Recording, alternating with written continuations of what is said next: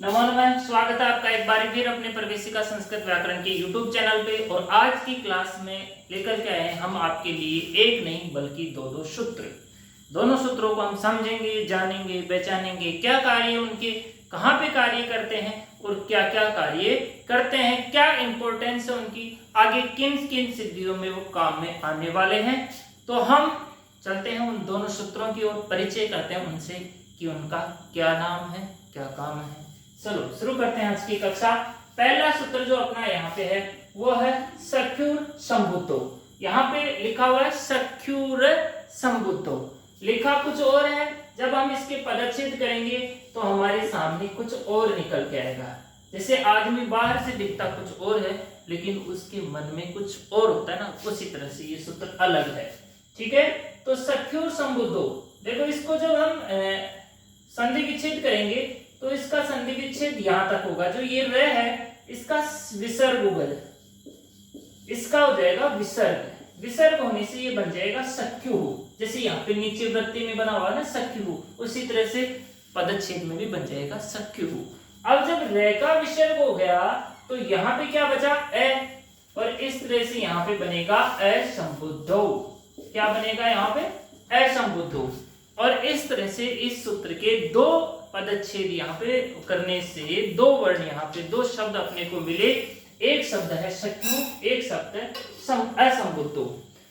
असंबुद्धो से यहाँ पे क्या तात्पर्य, एक संबुद्धि संज्ञा हुई थी, या तो संबोधन मान ले या फिर हम संबुद्धि संज्ञा मान ले। से संबुद्धि संज्ञा मानते हैं तो सिर्फ संबोधन के एक वचन में ही काम करेगा, और संबोधन के मानते हैं तो पूरे संबोधन के तीनों वचनों के अंदर ये काम करेगा। देखो संबुद्धो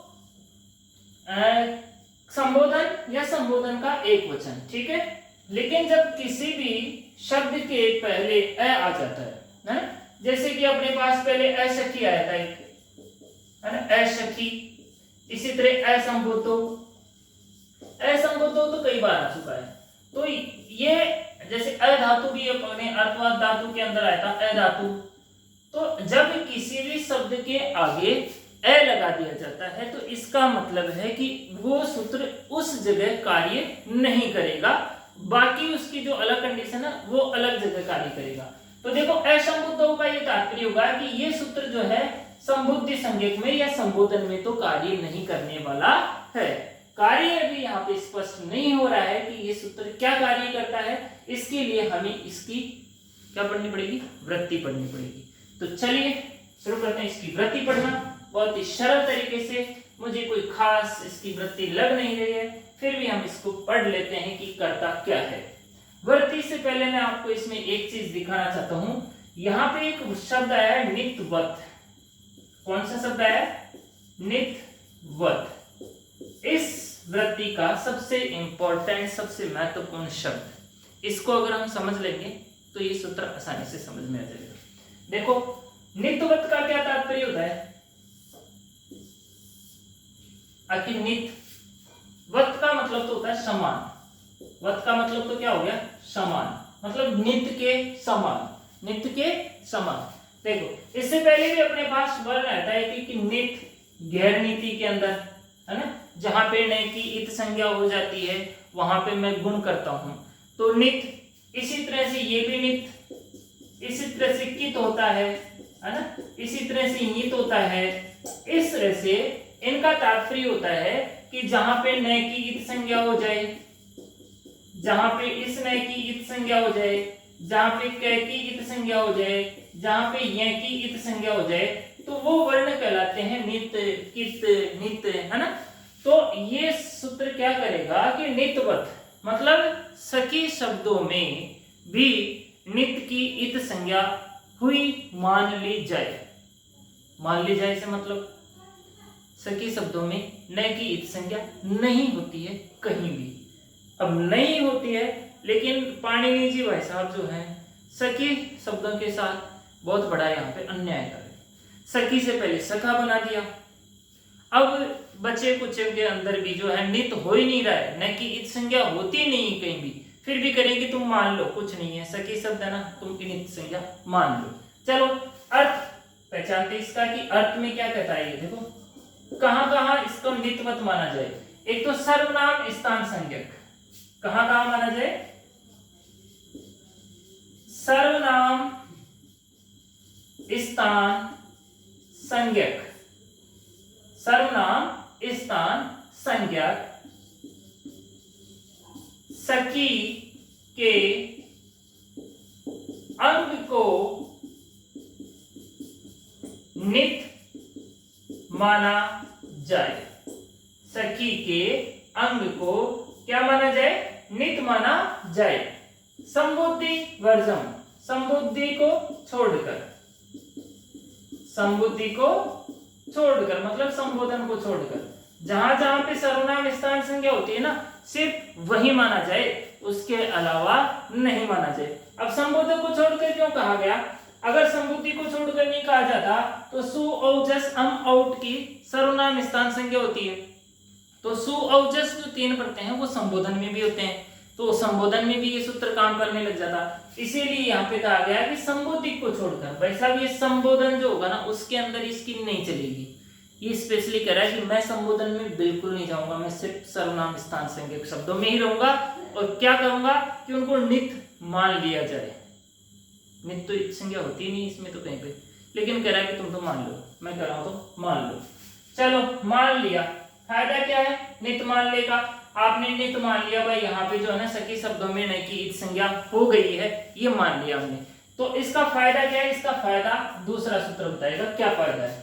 दूसरा सूत्र जो है अपना अचोड़ नीति, पदच्छेद में खास इसके अंदर है नहीं, यहाँ पे अच है और नी और नी और ती।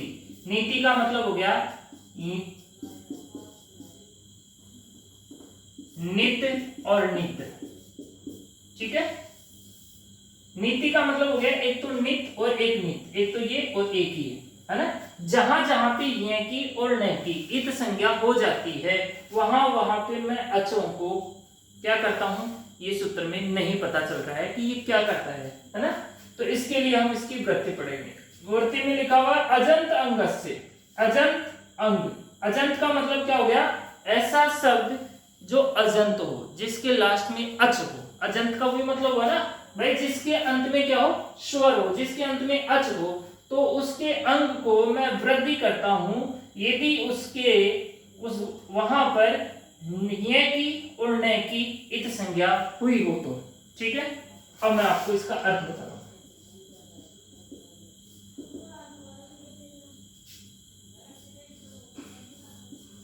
नित नित होने पर अजंत अंग को वृद्धि होगी। अजंत अंग को क्या होगी?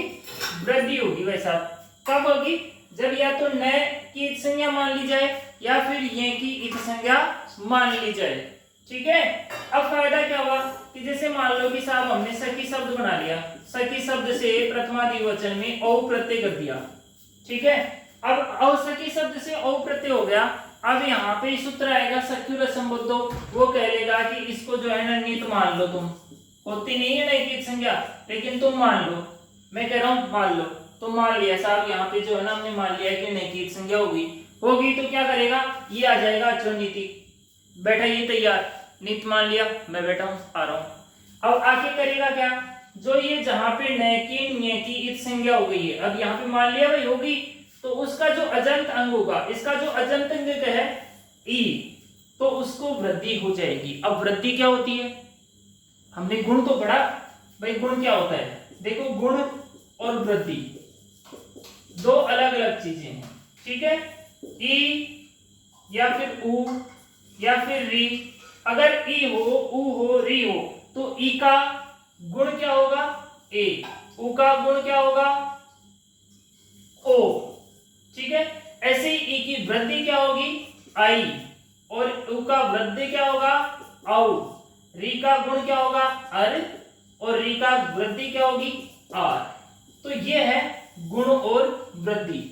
गुण क्या होता है और वृद्धि क्या होती है? अब बताओ, जब यहाँ पे ई है तो इसकी वृद्धि क्या मानेंगे हम? आई।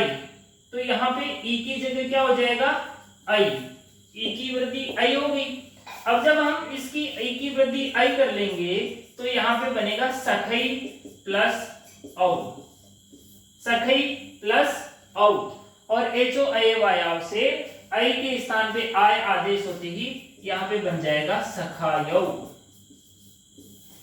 ठीक है, तो आज की कक्षा में हमने पढ़े दो महत्वपूर्ण सूत्र जो आगे हमारी सिद्धियों में काम आने वाले हैं। सक्यूर असंबुद्धो, जबरदस्ती कहता है कि नहीं होता है तो भी मान लो, और मान लेते हैं तो फिर अचोन्नति आ जाता है कि तुमने मान लिया तो फिर मेरे में क्या दिक्कत है, मैं तो वृद्धि यहाँ पे करूंगा। ठीक है, तो ये दो सूत्र थे आज के, बहुत ही सरल थे, बहुत ही प्यारे सूत्र थे। मुझे आशा है आपको समझ में आ गया होगा। ठीक है, थैंक यू, धन्यवाद।